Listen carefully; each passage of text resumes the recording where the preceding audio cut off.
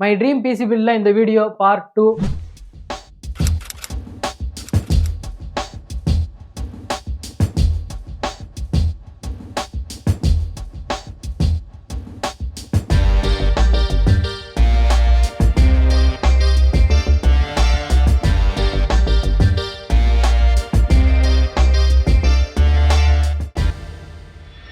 இந்த வீடியோல நான் என்னோட பிசியோட ஃபுல் ஸ்பெக் அண்ட் பிரைஸ் பத்தி சொல்ல போறேன். நான் ஏன் இதை முதல் வீடியோலயே சொல்லலைன்னா, நான் இந்த பிசி ஸ்டார்டிங்ல இருந்து எண்டு வரை பில்ட் பண்ண அந்த டோட்டல் ஜேர்னியை வீடியோ பண்ணணும்னு நினைச்சிருந்தேன். அதே நேரத்திலேயே நான் இந்த ஸ்பெக்கை பத்தியும் சொல்லியிருந்தேன்னா அது வீடியோ கண்டிப்பா லெங்தா இருக்கும். ஏன்னா நான் எம்டியா அந்த ஸ்பெக்கை ஒவ்வொரு பார்ட்ஸையும் நான் தனித்தனியா சொல்லாம நான் ஏன் அந்த பார்ட்ஸை சூஸ் பண்ணேன், என்னோட எந்த நீடுக்காக அந்த பார்ட்ஸை நான் சூஸ் பண்ணேன், அதோட பெர்ஃபார்மன்ஸ் என்ன, இது எல்லாத்தையும் நான் கொஞ்சம் டீட்டெயிலா சொன்னேன்னா புதுசா பிசி பில்ட் பண்றவங்களுக்கு கொஞ்சம் ஹெல்ப்ஃபுல்லா இருக்கும். அதனால தான் நான் இந்த வீடியோவை ரெண்டா செப்பரேட் பண்ணி மேக் பண்றேன். இந்த பிசி பில்ட் பண்றதுக்கு நான் அவ்வளோ ரிசர்ச் அவ்வளோ ஹோம்ஒர்க் பண்ணியிருக்கேன். இதான் நான் பண்ண ஹோம்ஒர்க்கு. நான் டோட்டலாக 12 ஷாப்பில் கொட்டேஷன் வாங்கியிருக்கேன். அந்த 12 ஷாப்போட கொட்டேஷன் ஒவ்வொரு பார்ட்ஸ் கூடயும் நான் அமேசான் ரேட்டை கம்பேர் பண்ணி டோட்டல் கால்குலேட் பண்ணியிருக்கேன். இந்த டேபிள் போட்டனால காம்பனன்ட்ஸோட ப்ரைஸை ஒவ்வொரு ஷாப்லேருந்து இன்னொரு ஷாப்புக்கு ஈஸியாக ஃபில்டர் பண்ண முடிஞ்சு. இப்படி ஒவ்வொரு கொட்டேஷனையும் கம்பேர் பண்ணி ஒவ்வொரு பார்ட்ஸையும் நான் ஸ்பெசிஃபிக்காக பிக் பண்ணி தான் இந்த பிசியை பில்ட் பண்ணியிருக்கேன். நார்மலாகவே காம்பனன்ட்ஸோட ரேட்டெலாம் சேஞ்ச் ஆகிக்கிட்டே இருக்கும். இன்றைக்கி நீங்கள் பார்க்குற காம்பனன்ட்ஸோட ரேட்டு ஒரு 2 நாள் கழிச்சு பார்த்தீங்கன்னா அதே ரேட்டு இருக்காது. கண்டிப்பாக ஒன்று ஏறி இருக்கலாம், இல்லை இறங்கி இருக்கலாம். இப்படி தான் இந்த மார்க்கெட் ஒர்க் ஆகுது. நானே கொட்டேஷன் வாங்கி 1 மந்த் கழிச்சு போய் திரும்பி அந்த பிசி பில்ட் பண்ணுறது கேட்கும்போது 3000 ப்ரைஸ் இன்க்ரீஸ் ஆயிடுச்சு. ஒழுங்கா நான் கொடுக்குறப்பவே வாங்கியிருந்தீங்கன்னா 10 ரூபா 50 ரூபாய். நான் சொல்கிற இந்த ஸ்பெக் ப்ரைஸ் வச்சுட்டு நீங்கள் போய் எங்கே விசாரிச்சீங்கனாலும் அதே ரேட்டு கிடைக்காது. ஏன்னா ப்ரைஸ் மாறிட்டே தான் இருக்கும். இப்போ வேற ப்ரைஸ்லாம் ரொம்ப இன்க்ரீஸ் ஆன மாதிரி கேள்விப்பட்டேன். நான் இந்த பிசி பில்ட் பண்ணும்போது இந்த ஸ்பெக்கு விசாரிக்கும் போது ஒரு 2 TB சீகேட் ஹார்ட் டிஸ்கோட ரேட் வந்து ஒரு 6400 ரூபா இருந்திருக்கும். இப்போ நான் ரீசெண்டாக அமேசானில் செக் பண்ணும்போது 10500 ரூபா, கிட்டத்தட்ட ஒரு 40% கிட்ட இன்க்ரீஸ் ஆயிருச்சு. ஏன் ஸ்பெக்கோட ப்ரைஸ் மட்டும் இவ்வளோ ஏறுது இறங்குது அப்படின்னு தெரியல. சரி, பிசி ஸ்பெக் பற்றி பார்ப்போம். First processor. நம்ம பிசிக்கு நான் சூஸ் பண்ணியிருக்கிறது Ryzen 9ல 7950X. இது ஒரு 16 கோர் 32 த்ரெட் ப்ராசஸர். இதோட base clock 4.5 GHz, boost clock 5.7 GHz. நான் ஏன் இந்த ப்ராசஸர் சூஸ் பண்ணேன்னா பெர்ஃபார்மன்ஸ் தான். நான் இந்த பிசி பில்ட் பண்ணும்போது AMDல 9000 சீரிஸ் சேல்ஸ் போய்க்கு இருந்துச்சு. ஆனால் அதோட ப்ரைஸ்லாம் ரொம்ப ரேட் அதிகமாக இருந்துச்சு. அதனால நான் 7000 சீரிஸ் போயிட்டேன். இதுக்கு ஈக்குவலாக இன்டெல்ல i9 14900K, i7 14700K ப்ராசஸர்லாம் இருந்துச்சு. நான் ஏன் இன்டெல் பக்கம் போகலைன்னா அந்த ப்ராசஸர்லாம் ஏதோ ஒரு சின்ன இஷ்யூ அல்லது பக் இருக்கிற மாதிரி வீடியோ பார்த்தேன். ஸோ அதனால நான் இன்டெல் பக்கம் போகல, AMD பக்கம் போயிட்டேன். இந்த ப்ராசஸர் நான் ஏன் மெயினாக சூஸ் பண்ணேன்னா இந்த ப்ராசஸர் வந்து 4K எடிட்டிங் அப்புறம் கேமிங் இதெல்லாம் அசால்ட்டாக ஹேண்டில் பண்ணும். எடிட்டிங் ரெண்டரிங் அப்பெல்லாம் லேகே இருக்காது, ஃப்ளூவெண்ட்டாக இருக்கும். என்னோட நீடு வந்து வீடியோ எடிட்டிங் தான். ஸோ அதுக்கு அதிக மல்டிகோர் பெர்ஃபார்மன்ஸ் தேவைப்படும். இந்த ப்ராசஸரில் மல்டிகோர் பெர்ஃபார்மன்ஸ் அதிகமாக இருக்கு. 7000 சீரிஸ் அந்த லைன் அப்லேயே கன்சூமர் கிரேட்ல வந்து டாப் ப்ராசஸர் வந்து இதுதான். அதனால தான் நான் அந்த ப்ராசஸர் சூஸ் பண்ணேன். நான் ஃபர்ஸ்ட் செலக்ட் பண்ணது AMDல 7900X. நான் ஆனால் அதுக்கப்புறம் 7950Xக்கு சேஞ்ச் ஆயிட்டேன். நான் ஏன் இந்த ப்ராசஸர் சேஞ்ச் பண்ணேன்னு பின்னாடி சொல்றேன். மொத்த காம்பனன்ட்ஸ்லயே இதோட ரேட்டு தான் ரொம்ப அதிகம். இதோட ரேட்டு வந்து 46900 ரூபா. அடுத்தது மதர் போர்டு. இது MSIல B650 கேமிங் பிளஸ் ஒய்ஃபைங்கிற மதர் போர்டு. நான் ஏன் இந்த மதர் போர்டு சூஸ் பண்ணேன்னா ரேட்டு தான். இது ஒரு மிட்ரேஞ்ச் மதர் போர்டு தான். இதுக்கு மேல X670 X670Eங்கிற சிப்செட் கொண்ட ஹை எண்ட் மதர் போர்டுலாம் இருக்கு. ஆனா அதோட ரேட்லாம் ரொம்ப அதிகம். இதே மாதிரி நிறைய மிட்ரேஞ்ச் மதர் போர்டு நிறைய கடையில இருந்து எனக்கு சஜஸ்ட் பண்ணியிருந்தாங்க. அந்த மதர் போர்டெல்லாம் நான் கம்பேர் பண்ணிட்டு தான் இந்த மதர் போர்டு நான் சூஸ் பண்ணியிருக்கேன். நம்ம சூப்பர் ப்ராசஸருக்கு இந்த மதர் போர்டு செட் ஆகுமான்னு நான் கடையில் விசாரிச்சு பார்த்துட்டு அப்புறம் நிறைய ரிசர்ச் பண்ணிட்டு தான் இந்த மதர் போர்டு சூஸ் பண்ணியிருக்கேன். இந்த மதர் போர்டு பற்றி நான் ஷாப்பில் கேட்டேன். இந்த ப்ராசஸருக்கு நல்லா பெர்ஃபார்ம் பண்ணும்னு சொன்னாங்க. ஈவன் மிட்ரேஞ்ச் மதர் போர்டாக இருந்தாலும் இதில் நல்ல VRM கொடுத்துருக்காங்க. 12+2+1 VRM கொடுத்துருக்காங்க. இந்த மதர் போர்டு சூஸ் பண்ணதுக்கு மெயின் ரீசன் இதில் வந்து ஒய்ஃபை 6E, ப்ளூடூத் 5.3 இருக்கு. இப்போ வர இந்த மதர் போர்டு நம்ம ப்ராசஸரை சூப்பராக ஹேண்டில் பண்ணுது. பெர்ஃபார்மன்ஸ் ரொம்ப நல்லா இருக்கு. ஆனாலும் இந்த மதர் போர்டு மேலே எனக்கு கொஞ்சம் சந்தேகமாக தான் இருக்கு. எனக்கு மேலதான் ஒரு சந்தேகம். லாங் டைம்ல பார்ப்போம். இந்த மதர் போர்டு ரேட் 16400 ரூபா. அடுத்தது கிராபிக்ஸ் கார்டு. நம்ம பிசிக்கு நான் சூஸ் பண்ணிருக்க கிராபிக்ஸ் கார்டு ஜிகாபைட்ல இருந்து RTX 4060 Ti. இது 8GB மெமரி உள்ள கிராபிக்ஸ் கார்டு. நான் வந்து கிராபிக்ஸ் கார்டுல எக்ஸ்ட்ரா மணி ஸ்பெண்ட் பண்ணணும்னு விரும்பல. ஏன்னா நான் வந்து ஹெவியா கேமிங் பண்ண போறது இல்ல, ஹெவி எடிட்டிங் பண்ண போறது இல்ல. ஆனாலும் வீடியோ எடிட்டிங்க்கு நிறைய எஃபெக்ட்ஸ் வந்து இப்பெல்லாம் கிராபிக்ஸ் கார்டு யூஸ் பண்ணுது. பிசி பில்ட் பண்ணும்போது கிராபிக்ஸ் கார்டு வாங்கிக்கிறது கொஞ்சம் நல்ல விஷயம். இந்த கிராபிக்ஸ் கார்டு நான் வாங்கும்போது இது 4000 சீரிஸ் கிராபிக்ஸ் கார்டு. இதுலயே 5000 சீரிஸ் வந்துருந்துச்சு. இருந்துச்சு. ஆனா அதோட ரேட் ரொம்ப ஹையா இருந்துச்சு, எனக்கு சப்ளையும் கிடைக்கல. அதனால 4060 Ti சூஸ் பண்ணிக்கிட்டேன். இதுவே சூப்பர் கிராபிக்ஸ் கார்டு தான். இதுல நான் அசாசின்ஸ் கிரீட் வல்ஹாலா கேம் அப்புறம் ஃபேர் கிரை 6 இந்த 2 கேம் விளையாண்டுருக்கேன். கேமிங் சூப்பரா இருந்துச்சு இந்த கிராபிக்ஸ் கார்டுல. நீங்க ஹெவி எடிட்டிங் இல்ல ஹெவி கேமிங் இந்த மாதிரி பண்ண போறீங்கன்னா இதுக்கு மேல நீங்க 4070 Ti 4080 இல்ல 5000 சீரிஸ் ரிலீஸ் இப்ப வந்து சேல்ல இருக்குன்னு நினைக்கிறேன் 5060 Ti 5070 அந்த மாதிரி கிராபிக்ஸ் கார்டு போய்க்கலாம். நமக்கு அந்த அளவு கிராபிக் கார்டு பெர்ஃபார்மன்ஸ் தேவையில்லை, நமக்கு இந்த அளவு போதும். நம்ம நீட் 4060 Ti தான். இதோட ரேட்டு 37,500 ரூபாய். அடுத்தது ரேம் GeForce பிராண்ட்ல இருந்து டெல்டா 6GB ரேம். இது 2 16GB ரேம், டோட்டலா 32GB 6000 MHz 6GB ரேம். அப்புறம் ஒயிட் ரேம். இது ஒரு நல்ல பிராண்ட் தான், ஏன்னா நான் இந்த நிறைய வீடியோஸ்ல இந்த பிராண்ட் ரேம் வந்து யூஸ் பண்ணி பார்த்திருக்கேன். நம்ம பிசி பில் பண்ற ஷாப்ல GeForce ரேம் வந்து பண்ணிக்கிறதா சொன்னாங்க, அதனால நம்ம GeForce ரேமே போட சொல்லிட்டோம். ஃபர்ஸ்ட் நம்ம பிளாக் கலர் ரேம் தான் போயிருந்தோம். அடுத்து வந்து தீமுக்காக ஒயிட் கலர் பில்ட் போயிருக்கோம். ஒயிட் கலர் ரேம் போட்டது வந்து லுக் சூப்பரா இருக்கு. இது 2 16 ரேம், டோட்டலா 32GB. இதுல கண்ட்ரோலபிள் RGB லைட்ஸ் தான் வருது. சோ நம்ம லுக்குக்கு தகுந்த மாதிரி கண்ட்ரோல் பண்ணிக்கலாம். இந்த ரேம் ஒன்னோட ரேட் 5200 ரூபாய், 2 சேர்த்து 10,400 ரூபாய். அடுத்தது SSD. இது XPG பிராண்ட்ல இருந்து S70 Blade 1TB SSD. இது ஒரு Gen 4 SSD. இதோட ரீட் அண்ட் ரைட் ஸ்பீடு வந்து 7400 MB/s 6000 MB/s. இது ஒரு Gen 4 SSD தான். இதுக்கு மேல Gen 5 SSDயும் இருக்கு. அதோட ஸ்பீடு 14000 MB/s வரும்னு சொல்றாங்க. நமக்கு வந்து அந்த அளவுக்கு ஸ்பீடு இல்ல பெர்ஃபார்மன்ஸ் தேவையில்லை, நமக்கு இந்த பெர்ஃபார்மன்ஸே ஓகே தான். இந்த SSDயோட ரேட் வந்து 7400 ரூபாய். அடுத்தது கூலர். நம்ம கூலர் மாஸ்டர் பிராண்ட்ல இருந்து ML360L Core 2 White அப்படிங்கிற கூலர் தான் சூஸ் பண்ணியிருக்கோம். ஒயிட் டீமுக்கு ஒயிட் கலர் கூலர் சூஸ் பண்ணியிருக்கோம். நம்ம ஏன் இந்த கூலர் சூஸ் பண்ணியிருக்கோம்னா இது வந்து ஒரு 360mm லிக்விட் கூலர். 360mmனா இதுல ஒரு 120mm ஃபேன்ஸ் வந்து 3 ஃபேன்ஸ் வரும். இதுலயே 240mm லிக்விட் கூலரும் இருக்கு, அதுல வந்து 2 ஃபேன் வரும். இது போக ஏர் கூலர்ஸும் இருக்கு. நம்ம என்ன ப்ராசஸர் சூஸ் பண்றோமோ அதோட ஹீட்டுக்கு ஏத்த மாதிரி அதை கூல் பண்றதுக்கு நம்ம கூலர் சூஸ் பண்ணணும். நம்ம ப்ராசஸர் வந்து ரொம்ப ஹீட் ஜெனரேட் பண்ணும் அப்படிங்கறனால அதுக்கு ஏத்த மாதிரி ஒரு கூலர் சூஸ் பண்ணிருக்கோம். நம்ம ஃபர்ஸ்ட் பிசி பில்ட் பண்ண போனப்ப நம்ம செலக்ட் பண்ணியிருந்தது வந்து இந்த கூலர் மாஸ்டர்லயே பிளாக் கலர் கூலர், அப்புறம் நம்ம ஒயிட் மாறறனால ஒயிட்ல சூஸ் பண்ணோம். ஆனா எனக்கு இதுல ஒயிட் வந்து அவங்கள்ட்ட இப்ப அவைலபிள் இல்லைன்னு சொல்லிட்டாங்க. இதுக்கு பதிலா அவங்க எனக்கு வந்து ஆன்டெக் பிராண்ட்ல சிம்பனி 360mm கூலர் வந்து சஜஸ்ட் பண்ணாங்க. கூலர் பத்தி எனக்கு அந்த அளவுக்கு ஐடியா இல்ல, அந்த பிராண்ட் பத்தி. அதோட நான் இந்த கூலர் நல்லா இருக்குமா, நான் ஆன்டெக் பத்தி எனக்கு ஐடியா கிடையாது அப்படின்னு கேட்டேன். இல்ல இது நாங்க நிறைய ப்ராசஸருக்கு நாங்க இந்த கூலர் யூஸ் பண்ணியிருக்கோம், இது ரொம்ப சூப்பரா இருக்கும்னு ஒயிட்ல ஆன்டெக் பிராண்ட்ல இருந்து நமக்கு கூலர் போட்டிருந்தாங்க. நீங்க நம்மளோட PC build video first video பாத்தீங்கன்னா தெரிஞ்சிருக்கும். அதுல நான் கடையில ஷாப்ல வந்து பிசி பில்ட் பண்ணும்போது அந்த ஃபைனலா ஆன்டெக் பிராண்டோட கூலர் போட்டு தான் நான் அந்த வீடியோ எடுத்திருப்பேன். அப்புறம் நம்ம பிசி பில்ட் பண்ணி வீட்டுக்கு கொண்டு வந்து கொஞ்ச நாள் கழிச்சு தான் நான் நோட் பண்ணேன் அந்த கூலர் அந்த அளவுக்கு பெர்ஃபார்ம் பண்ணல. நம்ம ப்ராசஸர் ஹீட் வந்து ஒரு 89-90 அப்படிங்கிற ரேஞ்சிலே மெயின்டைன் ஆகிருந்துச்சு யூஸ் பண்ணலைனாலும். அதோட நான் ஷாப்ல போட்டோ எடுத்து அனுப்பி கேட்டிருந்தேன், இந்த மாதிரி இப்போ கூலர் வந்து கூல் பண்ணவே இல்லை, ப்ராசஸர் வந்து ஹீட் ஒரே ஹீட்லேயே மெயின்டைன் ஆகிருக்கு அப்படின்னு. அதோட அவங்க வீடியோ காலில் சில விஷயம்லாம் பிசியில் பண்ண சொன்னாங்க, அந்த ஃபேன் எல்லாம் திருப்பி போட சொன்னாங்க. நான் அப்படி போட்டும் எனக்கு அந்த ப்ராப்ளம் சால்வ் ஆகலை. பிசி பில் பண்ணப்பவே இந்த ப்ராப்ளம் இருந்திருக்கு. நான் அந்த பிசி பில் பண்ண அந்த ஹைப்ல அதை சரியா கவனிக்கல. அந்த ப்ராப்ளமா இருக்குன்னு சொல்லும் போது அவங்க இல்ல பிசியை கொரியர் பண்ணி விடுங்க, நாங்க உங்களுக்கு ப்ராப்ளம் சால்வ் பண்ணி அனுப்புறோம்னு சொன்னாங்க. நான் நேராவே போய் அவங்கள்ட்ட பிசியை கொடுத்துட்டேன். கொடுக்கவும் அவங்க 2 டேஸ்ல செக் பண்ணிட்டு சொன்னாங்க, இல்ல உங்களுக்கு கூலர் ப்ராப்ளமா இருக்கு, நான் உங்களுக்கு வேற கூலர் மாத்தி கொடுத்துறேன் அப்படின்னு சொல்லிட்டாங்க. அதோட நான் கூலர் மாஸ்டர்லயே கேட்டிருந்தேன். எனக்கு இந்த கூலர் மாஸ்டர்லயே ஒயிட் கலர் கூலர் போட்டு கொடுத்துட்டாங்க. எக்ஸ்ட்ரா இந்த கூலர் மாத்தினதுக்கு எக்ஸ்ட்ரா நம்ம 2000 ரூபாய் பே பண்ணோம். டோட்டலா ப்ராப்ளம் சால்வ் பண்ணி கூலர் மாத்தி நமக்கு பிசியை அனுப்பி விட்டுட்டாங்க. நம்ம டெலிவரி வாங்கியாச்சு. இப்போ நம்ம பிசி நார்மலா 45 இருந்து 50 டிகிரி அந்த ஹீட்டுக்குள்ளேயே தான் போய்க்கு இருக்கு. யூஸ் பண்ணாம இருக்கும்போது யூஸ் பண்ணாலும் அந்த அளவுக்கு நமக்கு ஹீட் ஏறது இல்ல. கூலிங் பெர்ஃபார்மன்ஸ் சூப்பரா இருக்கு. நமக்கு போட்ட அந்த ஆன்டெக் கூலர் அந்த ஆன்டெக் பிராண்ட்ல ப்ராப்ளம் கிடையாது, நமக்கு போட்ட அந்த கூலர்ல தான் ப்ராப்ளம். லாஸ்டா நம்ம கேட்ட கூலர் மாஸ்டர் பிராண்ட்லயே நமக்கு கூலர் கிடைச்சிச்சு. இதோட ரேட் வந்து 9600 ரூபாய். அடுத்தது ஹார்ட் டிஸ்க். சீகேட் வரக்கூடால 2TB ஹார்ட் டிஸ்க் வந்து நம்ம பை பண்ணலாம் நினைச்சேன், ஆனா பண்ணல. ஏன்னா நான் ப்ராசஸர் வந்து 7800X போகுமா இல்ல 7950X போகுமான்னு நான் திங்க் பண்ணிக்கிட்டு இருக்கப்பதான் எனக்கு இந்த மூலையில உதயமானது இந்த ஐடியா. அது என்னன்னா ப்ராசஸரை கட் பண்றது. அதாவது 7900X ஓட ரேட் வந்து அப்ராக்சிமேட்டா ஒரு 37000 ரூபாய் கிட்ட இருந்துச்சு.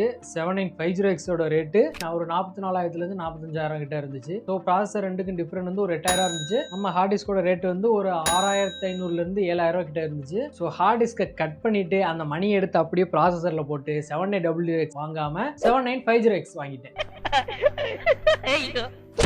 நான் ஏன் இவ்வாறு செய்தேன் என்றால், நான் இப்போ 7900 சூஸ் பண்ணிட்டு ஒருவேளை எனக்கு ஃபியூச்சரில் பர்ஃபார்மன்ஸ் பத்தலைன்னா அப்போ நான் வேற ப்ராசஸர் மாறணும்னா பழைய ப்ராசஸரை எக்ஸ்சேஞ்ச் போட்டாலும் ஒரு 25,000 நான் எக்ஸ்ட்ரா பே பண்ணுற மாதிரி தான் இருக்கும். ஆனால் நான் இந்த ஹார்ட் டிஸ்க் வாங்குற அமௌண்ட்டை ப்ராசஸரில் இன்வெஸ்ட் பண்ணி ஒரு நல்ல ப்ராசஸராக வாங்கிட்டேன்னா ஃபியூச்சரில் நான் எனக்கு தேவைப்படும் போது ஹார்ட் டிஸ்கோட அமௌண்ட்டை மட்டும் பே பண்ணி என்னால் எக்ஸ்ட்ரா ஹார்ட் டிஸ்க் வாங்கிக்கிட முடியும். ஃபியூச்சரில் நான் பெர்ஃபார்மன்ஸ் பற்றி கவலைப்பட தேவையில்லை. இப்போதைக்கு நம்மள்ட்ட 1 TBயில் SSD இருக்கு, அதை வச்சு மேனேஜ் பண்ணிக்கிறேன். நம்ம ஃபைல்ஸ்லாம் ஏற்றுறதுக்கு அது இப்போதைக்கு ஓகேவா இருக்கு. ஃபியூச்சரில் தேவைப்படும் போது ஹார்ட் டிஸ்க் வாங்கிடுவேன். நம்ம பழைய அம்மா லேப்டாப்பில் இருக்க ஒரு ஹார்ட் டிஸ்க் அது ஒரு 250 GB இருக்குன்னு நினைக்கிறேன். அதை கழட்டி இப்போதைக்கு நான் பிசியில் போட்டு வச்சிருக்கேன். ஸோ நம்ம பிசியில் ஹார்ட் டிஸ்க் ஆட் பண்ணலை. அடுத்தது பவர் சப்ளை. இது வந்து ஜிகாபைட் பிராண்டில் RSP 750 watt 80+ gold certified power supply. இது வந்து ஒரு ஃபுல்லி மாடுலர் பவர் சப்ளை. நம்மளோட டோட்டல் பில்டுக்கு 750 வாட் பவர் சப்ளை வந்து போதுமானதாக இருக்கும். பவர் சப்ளை பற்றி அந்த அளவுக்கு எனக்கு ஐடியா இல்லை. ஆனால் பேசிக்காக கொஞ்சம் நீடு மட்டும் வச்சிருக்கேன். இந்த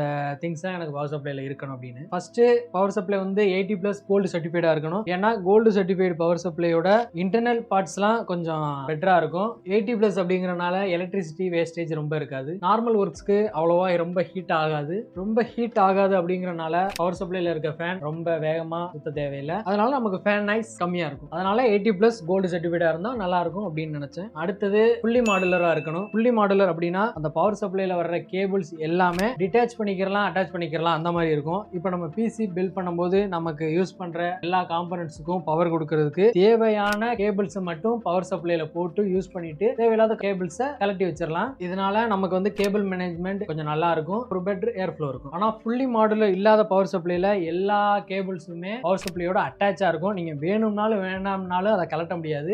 கேபினெட்ல டோட்டலா செட் பண்ணி தான் ஆகணும். அடுத்து ஒரு நல்ல பிராண்டோட பவர் சப்ளையா இருக்கணும், அவ்வளவுதான். ஜிகாபைட் பிராண்ட் வந்து ஒரு நல்ல பிராண்ட் தான். ஸோ அந்த பவர் சப்ளை ஓகே. இதோட ரேட்டு 7200. அடுத்தது நம்ம கேபினெட். இது டேக் கேமர்ஸ் பிராண்ட்ல சூப்பர் நோவா அப்படிங்கிற கேபினெட். நம்ம வேற கேபினெட் செலக்ட் பண்ணி பில்ட் பண்ற மாதிரி போனோம். ஆனா நம்ம அங்க போய் இந்த கேபினெட் சூஸ் பண்ற மாதிரி ஆயிருச்சு. நம்ம ஏன் கேஸை சேஞ்ச் பண்ணோம், இந்த பிசியை நம்ம எங்க பில்ட் பண்ணோம் அப்படிங்கிற டோட்டல் வீடியோ ஒரு vlog-ஆ யூடியூப்ல அப்லோட் பண்ணியிருக்கேன். ஃபர்ஸ்ட் பார்ட்டா அந்த வீடியோ நான் மேல ஐ பட்டன்ல கொடுக்குறேன், போய் செக் பண்ணி பாருங்க. நம்ம கேட்ட கேபினெட் கிடைக்காதனால நல்ல ஏஸ்தட்டிக்கா நல்ல லுக்கிங்ல ஒரு வேற கேபினெட் நம்ம அந்த கடையில தேடி பார்த்தோம். இந்த கேபினெட் தான் நமக்கு கிடைச்சிச்சு. இந்த கேபினெட் வந்து எல்லாருக்குமே பிடிச்சிருந்துச்சு, பார்க்கவும் நல்ல லுக்கிங்கா இருந்துச்சு. அதனால இந்த கேபினெட் சூஸ் பண்ணோம். ஃபர்ஸ்ட் நாம செலக்ட் பண்ணியிருந்த கேபினெட்ல 2 சைடு கிளாஸ் வரும், ஃப்ரண்ட்ல ஒன்னு சைடுல ஒன்னு. இந்த கேபினெட்ல 3 சைடு கிளாஸ் வரும், டாப்ல ரைட்ல ஃப்ரண்ட்ல. இந்த கேபினெட்டோட இன்பில்டா 7 ஃபேன்ஸ் வந்துரும். ஃபேன்ஸ்ல RGB லைட் வந்து லீஃப்ல இருந்தா இன்னும் நல்லா இருந்திருக்கும். ஆனா நமக்கு லீஃப்ல வர்ற மாதிரி கிடைக்கல. இதுல வந்து ஃபேனை சுத்தி அந்த ஸ்ட்ரிப் மாதிரி கொடுத்திருப்பாங்க, அந்த லைட். அது ஒரு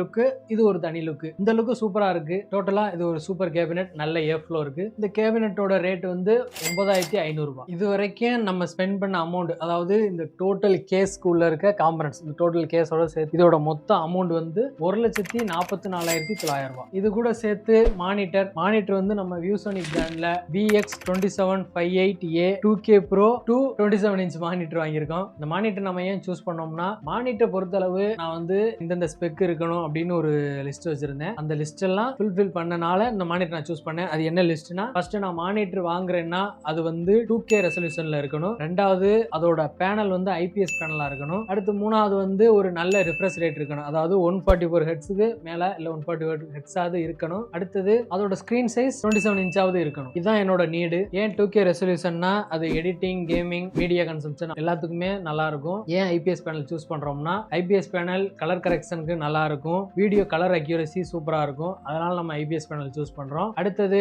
refresh rate, better refresh rate வந்து கேமிங்க்கு சூப்பரா இருக்கும். நம்ம கேமிங் பண்றதுக்கு PC சூஸ் பண்ணல, ஒருவேளை ஃபியூச்சர்ல கேம் விளையாண்டாலும் இந்த மானிட்டர் நம்ம நீட ஃபுல்ஃபில் பண்ணணும். அதனால ஒரு பெட்டர் ரிஃப்ரெஷ் ரேட் இருக்கணும். அடுத்தது 27 இன்ச் வந்து எடிட்டிங்க்கு சூப்பரா இருக்கும். அந்த ஸ்கிரீன் சைஸ் நம்ம நிறைய லேயர்ஸ்ல ஒர்க் பண்ணும்போது 27 இன்ச் நமக்கு நல்லா இருக்கும். அதனால 27 இன்ச் வேணும். என்னோட நீட்ஸ் இது எல்லாமே நான் கடையில சொல்லும் போது அவங்க வந்து எனக்கு வியூசோனிக் பிராண்ட்ல இந்த மானிட்டர் சஜஸ்ட் பண்ணாங்க. நான் நெட்ல என்னோட நீட்ஸுக்கு மானிட்டர் தேடும் போதும் எனக்கு இந்த மானிட்டர் சர்ச் ரிசல்ட்ல வந்துச்சு. நான் இதோட ரிவ்யூஸ் பார்த்திருக்கேன். இது ரொம்ப நல்ல மானிட்டர் தான். இதுல என்ன டிஸ்அட்வான்டேஜ்னா, ஃபர்ஸ்ட் இதுல வந்து இன்பில்ட் ஸ்பீக்கர்ஸ் கிடையாது. இன்பில்ட் ஸ்பீக்கர்ஸோட நம்ம மானிட்டர் வேணும்னா நம்ம கொஞ்சம் எக்ஸ்ட்ரா மணி அதில் ஸ்பெண்ட் பண்ற மாதிரி இருக்கும் மானிட்டர்ல. ஆனா ஸ்பெண்ட் பண்ற அளவுக்கு அந்த மானிட்டர்ல வர்ற ஸ்பீக்கர்ஸ் வந்து அந்த அளவுக்கு லவுடா இருக்காது, குவாலிட்டியா இருக்காது. ஸோ நம்ம எக்ஸ்ட்ரா ஸ்பெண்ட் பண்ற அந்த மணியை தனியா செப்பரேட் ஸ்பீக்கர்ஸ் வாங்கி அட்டாச் பண்ணிக்கிட்டோம்னா நமக்கு கொஞ்சம் குவாலிட்டியான சவுண்ட் கிடைக்கும். அதனால நான் ஸ்பீக்கருக்கு ஸ்பெண்ட் பண்ணல. அடுத்தது IPS பேனல்ங்கிறனால நமக்கு வந்து அதில் வர பிளாக்ஸ் வந்து டீப்பான பிளாக்ஸாக இருக்காது, ஒரு மாதிரி கிரேயாக இருக்கும். ஸ்லைட்டாக ஒரு டிஸ்அட்வான்டேஜ் இருக்கு. மற்றபடி எல்லாத்துலேயுமே இது ஒரு சூப்பர் மானிட்டர். இதோட ரேட் வந்து 16,000 ரூபாய். அடுத்தது நம்ம யூஸ் பண்ணியிருக்க கீபோர்டு, இது வந்து காஸ்மிக் பைட் பிராண்டில் வேன்த். இதோட மாடல் வந்து CBGK28. நான் ஏன் இந்த கீபோர்ட் சூஸ் பண்ணேன்னா, கீபோர்டை பொறுத்தளவு மொத்தம் 3 ஃபார்ம் ஃபேக்டர் இருக்கு. ஃபர்ஸ்ட் கீபோர்டில் இருக்க அந்த லெட்டர்ஸ் அது மட்டும் என்ட்ரி கீ வரைக்கும் இருக்கிற ஒரு ஃபார்ம் ஃபேக்டர் இருக்கு. நெக்ஸ்ட் வந்து அந்த ஆரோ கீஸ் மேலே இன்செர்ட் டிலீட் அந்த பிரிண்ட் ஸ்கிரீனு அந்த செட்டு உள்ள ஒரு ஃபார்ம் ஃபேக்டர் இருக்கு. மூணாவது வந்து ரைட் சைடு நம்பர்ஸோட வரும்ல, அதுவும் சேர்த்த மாதிரி ஒரு ஃபுல் சைஸ் ஃபார்ம் ஃபேக்டர். இந்த 3 விதமான கீபோர்ட்ஸ் இருக்கு. இதுல என்னோட தேவை வந்து நம்பர்ஸோட சேர்ந்து வர்ற மாதிரி தான். அடுத்தது அதுல யூஸ் பண்ணியிருக்க சுவிட்சஸ் டைப். கீபோர்டை பொறுத்தளவு மெஜாரிட்டி எல்லாரும் வாங்குறது 2 டைப். ஒன்னு வந்து மெக்கானிக்கல் சுவிட்சஸ் இருக்கிற கீபோர்டு, இன்னொன்று வந்து மெம்பரன் கீபோர்டு. மெம்பரன் கீபோர்டு வந்து ரேட் கம்மி. அதுல யூஸ் பண்ணியிருக்க சுவிட்சஸ் வந்து கீஸ்க்கு கீழே வந்து ஒரு ரப்பர் லேயர்ல சுவிட்சஸ் கொடுத்துருப்பாங்க. யூஸ் பண்றதுக்கு ரொம்ப சாஃப்டா இருக்கும். ஆனா அது கொஞ்ச நாள் கழிச்சு ரப்பர்லாம் கீயோட புடுங்கிட்டு வந்துடும். மெக்கானிக்கல் கீபோர்டுல ஒவ்வொரு கீஸ்க்கும் தனியா கீழே செப்பரேட்டா சுவிட்ச் இருக்கும். அதனால நான் மெக்கானிக்கல் கீபோர்டு தான் வாங்கணும்னு நினைச்சிருந்தேன். மெக்கானிக்கல் கீபோர்டில் வர சுவிட்சஸ்மே நிறைய கலர்ஸ்ல இருக்கு. கலர்ஸை பொறுத்து அதோட ஃபியூச்சர் இருக்கும். அதிகமா மெஜாரிட்டி எல்லாரும் பை பண்றது ஒரு 3 கலர் தான். ரெட், பிரவுன், அப்புறம் வந்து ப்ளூ, 3 கலர் தான். இதுல ப்ளூ கலர் வந்து நம்ம டைப் பண்றதுக்கு ஒரு கீபோர்டில் டைப் பண்ற ஃபீலிங் இருக்கும். கீபோர்டுனா அந்த டைப் ரைட்டிங் யூஸ் பண்ணுவாங்கல்ல, அந்த மாதிரி டைப் ரைட்டிங் ஃபீல் கொடுக்கும். நம்ம டைப் பண்ணும்போது அதோட சவுண்ட் வந்து கொஞ்சம் லவுடா இருக்கும். அந்த டைப்பிங் சவுண்ட், இந்த டைப் ரைட்டிங் ஃபீல் கிடைக்கணும்னு நினைக்கிறவங்க வந்து அந்த மாதிரி கீபோர்டு சூஸ் பண்ணிக்கலாம். அடுத்து வந்து பிரவுன் சுவிட்சஸ். பிரவுன் சுவிட்சஸும் கீபோர்டு யூஸ் பண்ற மாதிரி தான், அதுவும் ப்ளூ மாதிரி தான். ஆனா இதுல வந்து லவுட்னஸ் ரொம்ப இருக்காது, நார்மலா தான் இருக்கும். மற்றபடி ரெண்டும் ஓரளவுக்கு சிமிலரா தான் இருக்கும். மூணாவது வந்து ரெட் வந்து நாட் லைக் அந்த 2 மாடல் மாதிரி ரொம்ப லவுட்னஸ் இருக்காது, லைட் சவுண்டா மட்டும் தான் இருக்கும். ஃபாஸ்டா டைப் பண்றதுக்கு அது கொஞ்சம் நல்லா இருக்கும். ரொம்ப ஃபோர்ஸ் கொடுத்து பிரஸ் பண்ண வேண்டிய இருக்காது. லைட்டா டச் பண்ணாலே கீபோர்டு பிரஸ் ஆயிரும். என்னோட நீட் வந்து ரெட் சுவிட்ச் இருந்தா நல்லா இருக்கும்னு நினைச்சேன். ஏன்னா டைப் பண்ணும்போது சவுண்ட் கேட்டுக்கு இருந்தா அது அந்த அளவுக்கு நல்லா இருக்காது. கீபோர்டு ஃபீலிங்கும் வரணும், அந்த நேரத்தில் சவுண்டு இருக்கக்கூடாது, கீ பிரஸ் பண்றதுக்கும் சாஃப்டா இருக்கணும். ஸோ அதனால நான் ரெட் சுவிட்சோட மெக்கானிக்கல் கீபோர்டு வாங்கணும்னு நினைச்சேன். நான் ஷாப்புக்கு போயிட்டு அங்க இருக்க மெக்கானிக்கல் சுவிட்சில் ரெட் சுவிட்சோட ஒரு ஃபுல் சைஸ் கீபோர்டு அவள்கிட்ட என்ன இருக்கோ அதே வாங்கிக்கலாம் நினைச்சேன். கீபோர்டில் RGB லைட்ஸும் வரணும். அவங்கள்ட்ட கேட்கும்போது இந்த மாடல் கீபோர்டு எனக்கு காமிச்சாங்க. இதுலயே நான் கேட்ட எல்லாமே இருக்கனால இந்த கீபோர்டே நான் வாங்கிட்டேன். இந்த கீபோர்டு நான் ஆல்ரெடி நெட்ல பார்த்துருக்கேன், நல்ல கீபோர்டு, ஸோ வாங்கிட்டேன். இதோட ரேட்டு 1300 ரூபாய். அடுத்தது மவுஸ். நம்ம வாங்கியிருக்க வந்து லாஜிடெக் பிராண்ட்ல G402 அப்படிங்கிற மவுஸ் தான். ஃபர்ஸ்ட் நான் வாங்கணும்னு ஆசைப்பட்டது G502 மவுஸ். ஆனா அவரோட தம்பி G402 வாங்கியாச்சு. G502ல 11 ப்ரோக்ராமபிள் பட்டன்ஸ் இருக்கு. மவுஸ்ல எக்ஸ்ட்ரா பட்டன்ஸ் இருக்கிறது வந்து எடிட்டிங்ல நம்மளோட ஒர்க் ஃப்ளோவை கொஞ்சம் ஸ்பீட் ஆகும். அப்புறம் G502ல 16,000 DPI இருக்கு. ஸோ கேமிங்க்கு ரொம்ப சூப்பரா இருக்கும். ஆனா நமக்கு அந்த அளவுக்கு ஸ்பெக் தேவையில்லை. ஆனா நமக்கு G402லயே 7 ப்ரோக்ராமபிள் பட்டன்ஸ் வந்துருது. இதுல 4000 DPI இருக்கு. கேமிங்க்கும் ரொம்ப நல்லா இருக்கும். நான் விளையாண்டு பார்த்த 2 கேமும் இந்த மவுஸ்ல விளையாடுறதுக்கு ரொம்ப நல்லா இருந்துச்சு. ஸோ நான் இந்த G402 மவுஸே வாங்கிட்டேன். நீங்க ஒரு ஹெவி கேமிங் பண்றீங்கன்னா, நீங்க ஒரு ஹெவி இன்டென்ஸான ஒர்க் பண்ணுவீங்க, எடிட்டிங் பண்ணுவீங்க, உங்களுக்கு நிறைய கீஸ் தேவைப்படும், ப்ரோக்ராமபிள் கீஸ் அப்படின்னா நீங்க G502 கூட வாங்கிக்கலாம். நம்ம இது வாங்கியிருக்கோம். இதோட ரேட்டு 2400 ரூபாய். இந்த 3 பார்ட்ஸ், அதாவது நம்ம சிஸ்டம், கீபோர்டு, மவுஸ், இது 3ஓட ரேட் வந்து டோட்டலா 19,700 ரூபாய். ஓகே, இவ்வளவுதான் நம்மளோட சிஸ்டம். நம்ம சிஸ்டமோட டோட்டல் காஸ்ட் வந்து 1,64,600 ரூபாய். அப்புறம் அசம்பிளிங் சார்ஜ் ஒரு 500. ஸோ எல்லாமே டோட்டலா சேர்த்து நம்ம பிசியோட மொத்த செலவு 1,65,100 ரூபாய். இது போக டிராவல் எக்ஸ்பென்ஸ்லாம் அது வேற கணக்கு. ஸோ அவ்வளவுதான், இதான் நம்ம டோட்டல் பிசி. நீங்க இனிமே தான் புதுசா சிஸ்டம் பில்ட் பண்ண போறீங்கன்னா நிறைய ரிசர்ச் பண்ணுங்க, நிறைய ஹோம்ஒர்க் பண்ணுங்க, நிறைய பிசி பில்ட் வீடியோஸ் பாருங்க. தமிழ்லையும் சரி இங்கிலீஷ்லயும் சரி நிறைய வீடியோஸ் பாருங்க. வீடியோ பார்க்க உங்களுக்கே ஒரு ஐடியா கிடைச்சிடும் என்ன மாதிரி பார்ட்ஸ் சூஸ் பண்றது அப்படின்னு. பிளைண்டா போய் யார்கிட்டையும் கொட்டேஷன் வாங்கி அவங்கள்ட்டே பில்ட் பண்ணாதீங்க. நிறைய ஷாப்ல கொட்டேஷன் வாங்கி கம்பேர் பண்ணுங்க. அமேசான் ரேட்டோட கம்பேர் பண்ணுங்க. ஆன்லைன்ல இந்த பார்ட்ஸ் என்ன ரேட்டுக்கு இப்போ போய்க்கு இருக்குன்னு கம்பேர் பண்ணுங்க. ஏன்னா நிறைய பேர் அமேசான் ரேட்டுக்கே தான் காம்பனன்ட்ஸை உங்களுக்கு பில்ட் பண்ணி கொடுக்குறாங்க. ஸோ எல்லாமே தெரிஞ்சுக்கிட்டு பண்ணுங்க. ஒரு பெரிய அமௌண்ட் அதில் இன்வெஸ்ட் பண்ண போறீங்க. ஸோ நல்லா நாலேஜ் கெயின் பண்ணிட்டு அப்புறம் இன்வெஸ்ட் பண்ணுங்க. ஓகே, அவ்வளோதான் இந்த வீடியோ. நான் இந்த ஸ்பெக்கை ஃபர்ஸ்ட் வீடியோலேயே சொல்லியிருக்கலாம். டீட்டெயிலாக ஸ்பெக் பற்றி பேசலாம்னு தான் நான் 2வது வீடியோ மேக் பண்ணுறேன். நான் சொன்னது அந்த அளவுக்கு உங்களுக்கு இன்ஃபர்மேஷனாக இல்லாமல் இருக்கலாம். எனக்கு தெரிஞ்சது என்னோட நீட்ஸை மட்டும் நான் சொல்லியிருக்கேன். புதுசாக பிசி பில்ட் பண்ணுறீங்கன்னா ஏதாவது உங்களுக்கு ஒரு ஐடியா கிடைக்கும் இதனால. அவ்வளோதான். ஃபர்ஸ்ட் வீடியோலேயே நிறைய பேர் எனக்கு பிசி பில்ட் பண்ண ஸ்பெக் லிஸ்ட், அமௌண்ட்லாம் பற்றி கேட்டிருந்தாங்க. என்கிட்ட தனியாக மெசேஜ் பண்ணி கேட்டவங்க எல்லாருக்குமே நான் பிசி பில்ட் பண்ண அந்த டோட்டல் பில்லே உங்களுக்கு சென்ட் பண்ணிட்டேன். இதான் நான் பிசி பர்ச்சேஸ் பண்ண அந்த பில்லு. இந்த பில்லையும் இந்த காம்பனன்ஸையும் ஒரு ரெஃபரன்ஸாக மட்டும் எடுத்து எடுத்துக்கிறங்க. இதே காம்பனன்ட்ஸ் இதே ரேட்டுக்கு இப்போ போய் நீங்கள் கேட்டிங்கன்னா கண்டிப்பாக கிடைக்காது, ப்ரைஸ் மாறிட்டே தான் இருக்கும். ஒரு ரெஃபரன்ஸாக எடுத்துக்கிறங்க. அப்புறம் இப்போ நீங்கள் பிசி பில்ட் பண்ண போகிறீங்கன்னா இப்போதைக்கு கரண்டில் நல்ல ப்ராசஸர் இது, நல்ல மதர் போர்டு, நல்ல ரேம் இது, நல்ல கிராஃபிக்ஸ் கார்டு, உங்கள் நீடுக்கு எது சரியாக வரும், உங்கள் பட்ஜெட்டுக்குள்ளே எது அடங்கும்னு பார்த்து ஸ்பெண்ட் பண்ணி அப்படி வாங்குங்க. முன்னாடி யாராவது பில்ட் பண்ணியிருப்பாங்க, இல்லை வேற யாராவது பில்ட் பண்ண வீடியோஸ் பார்த்துருப்பீங்க, அதில் உள்ள காம்பனன்ட்ஸை அப்படியே போய் கேட்டு பில்ட் பண்ண நினைக்காதீங்க. நீங்களே ஓனாக ரிசர்ச் பண்ணுங்க, கரண்ட்ல இருக்க நல்ல ஸ்பெக்கு சூஸ் பண்ணுங்க உங்கள் ப்ரைஸுக்குள்ள. 7 இயர் ட்ரீமுக்கு அப்புறம் அந்த பிசியை நான் இப்போ பில்ட் பண்ணி என் கையில் இருக்கு. நான் இதில் இப்போ தான் எடிட்டிங்கில் பிகினர் லெவலில் இருந்து நெக்ஸ்ட் லெவலில் நோக்கி போய்க்கிருக்கேன். இன்னும் நிறைய இருக்கு, இன்னும் நிறைய டூல்ஸ் செட்டிங்ஸ்லாம் நான் இன்னும் கற்றுக்க வேண்டியது இருக்கு. இப்போ தான் கற்றுக்கிருக்கேன். ஓகே, அவ்வளோதான். நெக்ஸ்ட் வீடியோவில் பார்க்கலாம். பாய்.